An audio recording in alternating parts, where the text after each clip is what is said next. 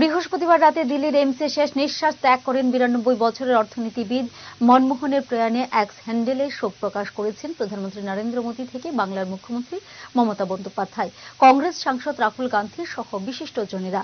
X হ্যান্ডেলে মনমোহন সিংয়ের প্রয়াণে শোক বার্তা জানাতে গিয়ে তাঁর সঙ্গে ব্যক্তিগত সম্পর্কের কথা তুলে ধরেছেন মোদী। তিনি লেখেন, দেশ একজন বড় নেতাকে হারালো। আমি গুজরাটের মুখ্যমন্ত্রী থাকাকালীন তৎকালীন প্রধানমন্ত্রী মনমোহন সিংজির সঙ্গে নিয়মিত কথা হতো, প্রশাসনিক নানা কথাবার্তা হতো। এদিন তাঁর হাসপাতালে ভর্তির খবর পেয়ে দ্রুত হাসপাতালে পৌঁছন কংগ্রেস সাংসদ প্রিয়াঙ্কা গান্ধী। উপস্থিত হন কেন্দ্রীয় স্বাস্থ্যমন্ত্রী জেপি নাড্ডাও।